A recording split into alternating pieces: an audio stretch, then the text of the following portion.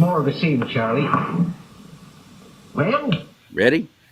Hit it. And now, here he is, a man of God, living in a world of Disney. Ouch, Charlie! CharLee Simons. Charlie bit me.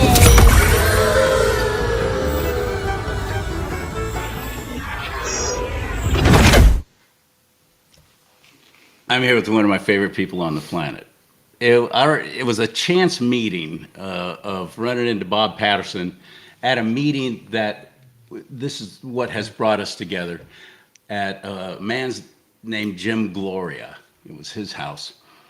He used to host things for patriots at his place and gave us all an open forum during the whole COVID thing when we couldn't meet anywhere else. And any of us who wanted to discuss what was going on in government, what kind of candidates we were supporting, things that were happening in local politics in the area. And he was so generous with his time and with his place.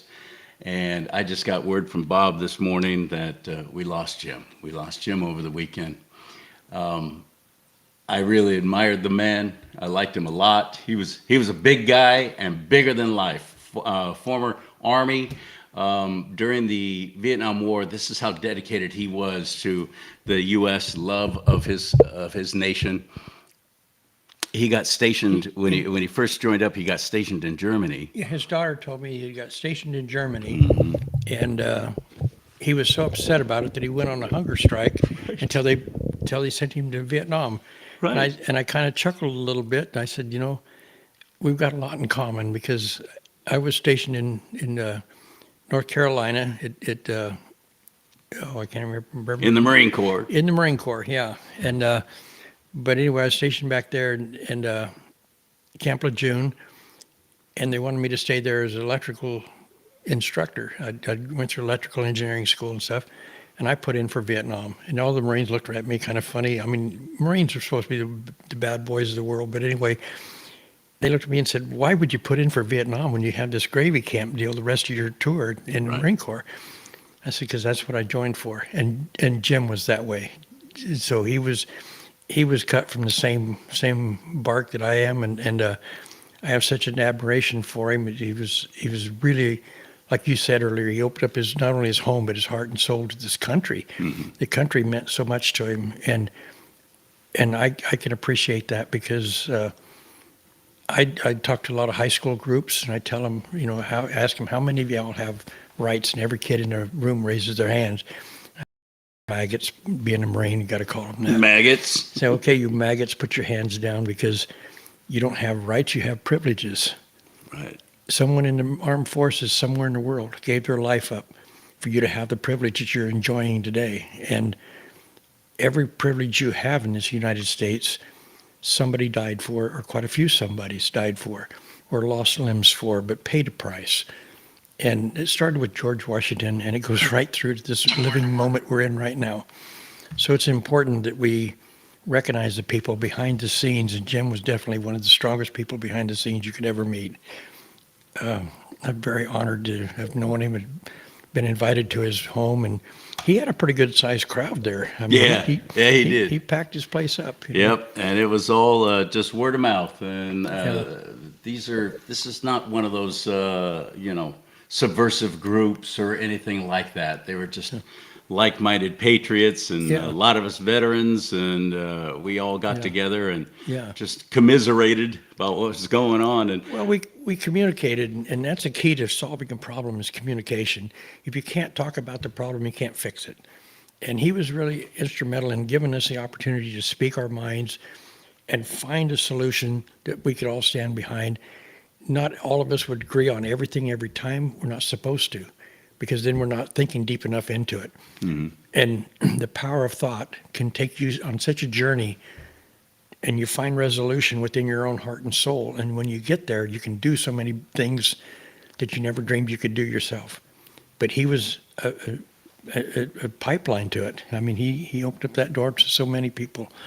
And followed through. And followed through, There's two kinds of people, it seems like, for the most part. People who talk, and then people who actually do. There's definitely, there's three kinds. And then there's a tiny little minority of those who do both. They speak well, and they also get things done. Well, that was Jim. Yeah, that was Jim. But there's, going back to your statement there's three types of people in my view. There's the talkers, then there's the doers, and then there's the ones that put their head in the sand and wish somebody else would take care of them. And we have a lot of those people, and it's okay. God made them that way. It's okay. We can handle that. Somebody has to take them by the hand and lead them a little bit. And that's why some people become entrepreneurs, some don't. Some people are very comfortable in an 8-to-5 job. That's fine. We need people like that. We need, like they say in the Indian world, a few chiefs and many warriors, you accomplish things. But when you have many chiefs and no warriors, you don't accomplish anything. Right. And so it's important that we have a balance, and the balance is never 50-50. It's never supposed to be that. In a good relationship between a man and woman, it's never 50-50. If the man is smart, he will give her 60 to 80%, and his life will be fine. So, Bob Patterson here at the first meeting where I met him. I'll never forget. Everybody was talking. A lot of complaining going on. This is all during the whole Biden thing and the Gavin Newsom thing and the COVID shutdown thing. Yeah. And Bob finally said, the next meeting, why don't we have it at a bar so at least I can have a beer? Because right now this just sounds like a bunch of bar talk.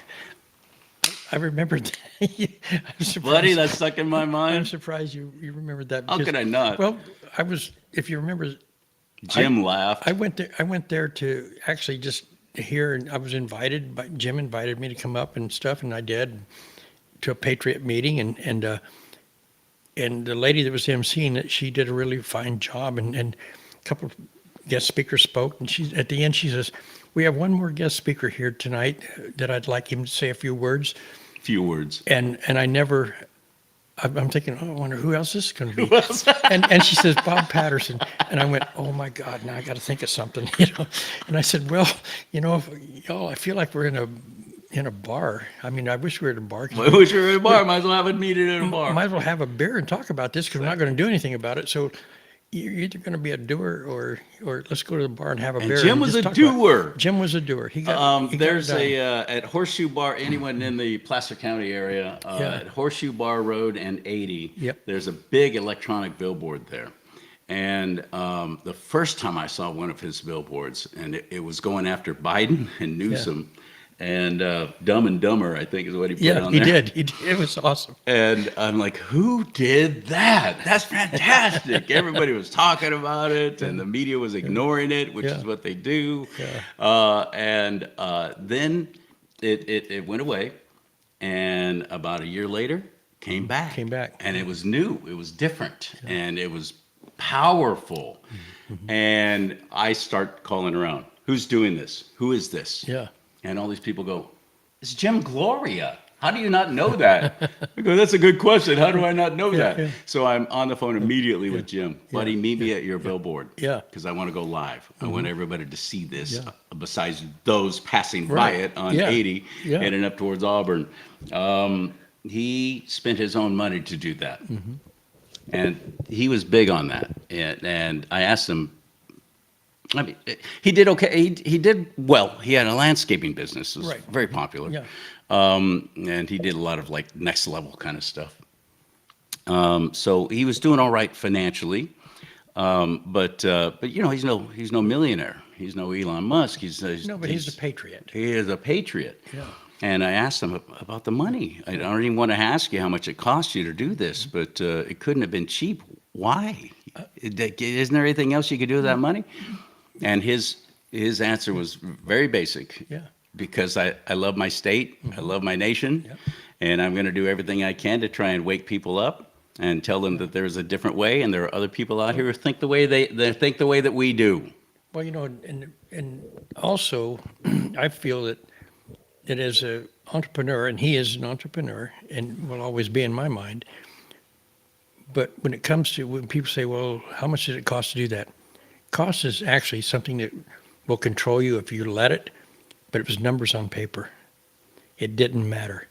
The numbers are not important when you can make a statement that would change somebody's life. It doesn't matter about any numbers on paper after that. And Jim was very much that way. That if it costs a little bit extra to make somebody's life better, so what? Yeah. And so that's absolutely. I've never known anyone quite like him. Never.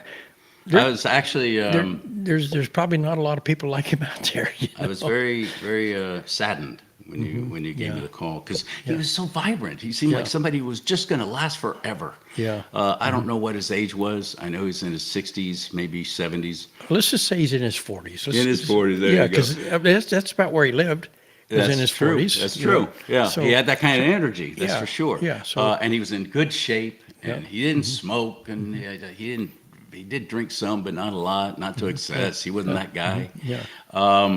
It just surprised me. I thought, how does Yeah. this happen? But he was such a Type A personality too, though, wasn't Yeah. he? He Exactly. was always, when he walked into a room, you knew he was there. Yeah. And usually you knew why. Yes, that's right. He'd let you know.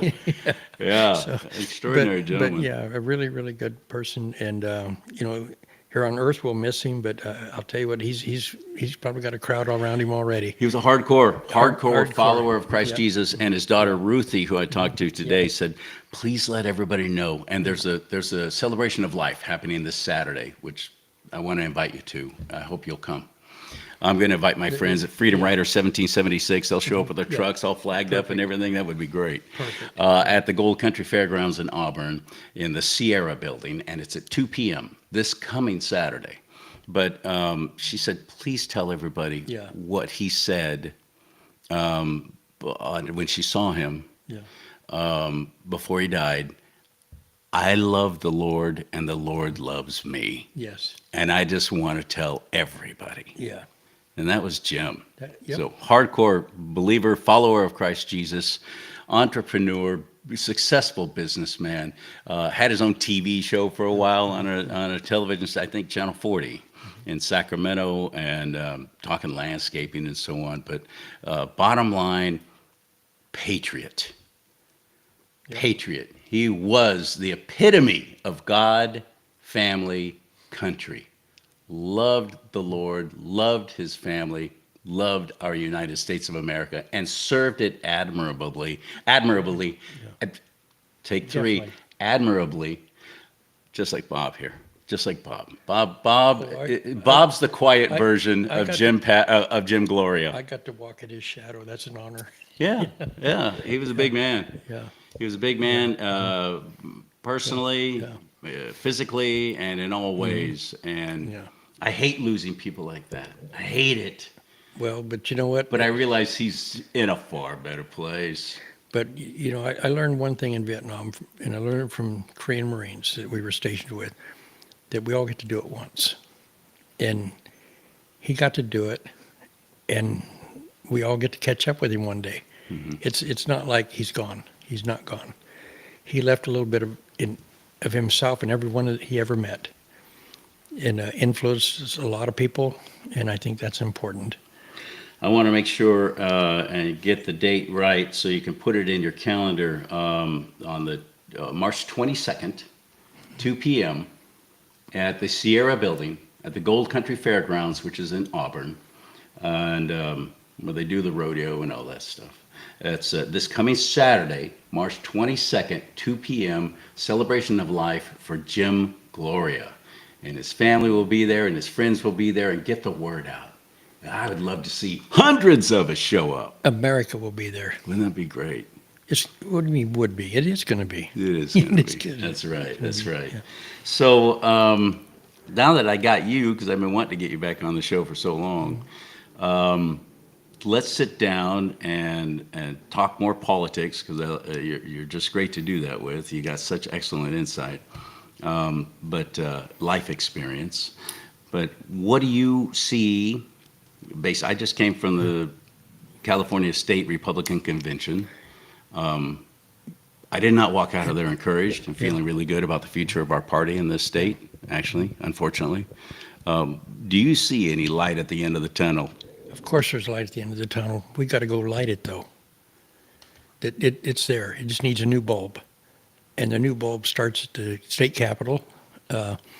I'm ad-libbing the heck out of this because I wasn't prepared to have this meeting, but it's just common sense. Bottom line is that the people of the state of California are no different than the people in any other state in the United States. We're hell of not any different than anybody else in the world.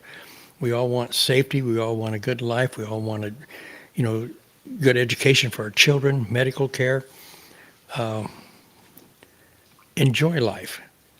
And God doesn't say if you're an American, you're superior to anybody else in the world. No. So if you're a human being, we all kind of want the same thing. Now, there's going to be people in there that are very, very greedy. And I, for lack of a better term, I call them communist leaders. Not just financially, but No, for just power-wise too. well, They're just- greedy for power. And it can be a little kid can be greedy. They call them bullies in school. They get kind of greedy, but they're also nervous because they don't know what everybody else knows. Well, none of us knows everything. And one person asked me, he said, how did you get to be so intelligent? I said, I'm the dumbest person in the crowd. I truly am the dumbest person in any group of things that I do, because I surround myself with people that know what they're doing in their craft. If you got 10 crafts on a construction site, you get the top 10 people around you, you look pretty darn smart. But it's a key function. You got to do that. You got to surround yourself with great people. You'll have a great life.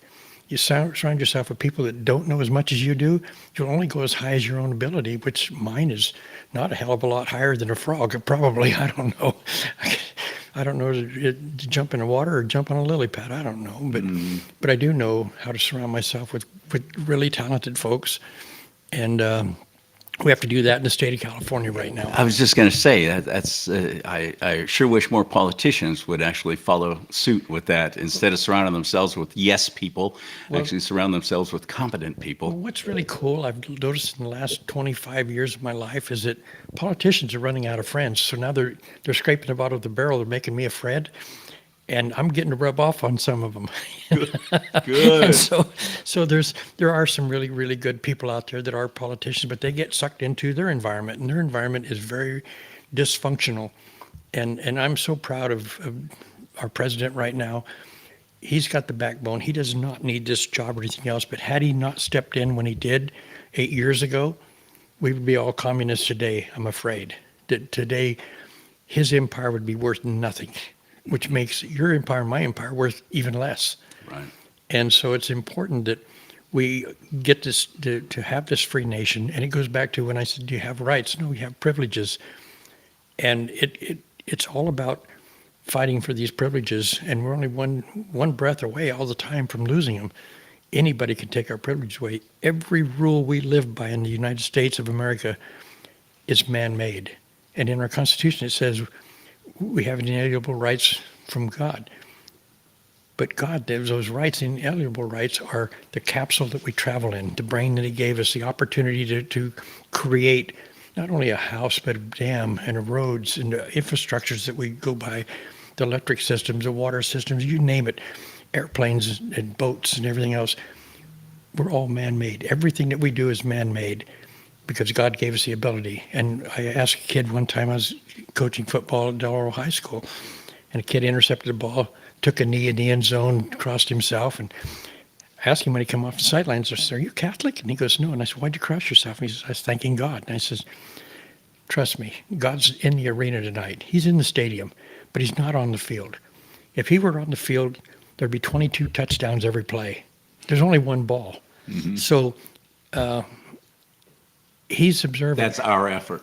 It's our effort, and it's our But He was rules. thanking God for the ability that He was given to be able to do that. No, you're adding to it. He didn't. He was thanking God for letting him score that touchdown. Oh. He told me that. So. Oh, did he? Yeah, Okay. and so I know you're trying to compensate for him. But, I am. But don't compensate. Okay. Let him create. You know. Right. And so, but anyway, it's true though that our politicians need to exercise their privileges and do the job that they mean for us. I had the fortune of meeting Steve Solis and spending some time with him on some other issues at one point in time, not too long ago. And one of the things we talked about was, I told him, I said, I'd love to stand in front of Congress one day and tell them, when I served in the Marine Corps, I never once asked my comrades, are you Republican or Democrat? I was a Marine. I represented the United States of America. And this country, to trust a 19-year-old boy with a .50 caliber machine gun and an M14 rifle to represent the integrity of our country is the greatest honor I've ever had in my life. And I've had some great honors, but that takes the cake. The politicians get so caught up in their little corner of the world that they forget about all that. They need to, the day they take an oath of office, they need to quit being a Republican or a Democrat. They need to be honored the fact that we trust them with our money. Our money. It's not their money, it's our money. And I just heard a thing with Rand Paul on the news the other day, you may have heard it, where he talked about Davy Crockett as a congressman in Tennessee. And Davy Crockett went to one of his constituents, and a personal good friend of his, and said, would you vote for me again for re-election? And his friend said, absolutely not. And Davy Crockett asked him why, and he said, because you gave some people money, a lady money to rebuild her home. And he goes, well, yeah. He said she needed help. And this is Congress. And he goes, it wasn't your money. You didn't take part of your pay and part of the pay of the other congressman and pay for it. You used our money to pay for her home. Come and ask us first, and then we'll say yes or no. Put it on the ballot. That man, I wished I knew his name, because that man had it dialed in clear back in the 1800s. But that's where we're at today. The politicians do not represent us once they're elected. They represent Congress. And we got to quit doing that. We have to start representing the people. The Senate doesn't represent us. They represent the Senate. And they are employed by us. And they have to represent us. In the Marine Corps, our pay wasn't very great, which it wasn't supposed to be. It was a commitment we made to our country. And what they paid us was make sure we didn't have any outstanding bills. We were able to survive and pay our bills and everything else. And then we could re-up, and then we start making more money if you stay in the military for a career. And it's an honorable journey. But the bottom line was we had the opportunity. It's our choice, because we have a free country, our choice to create a direction we want to go in.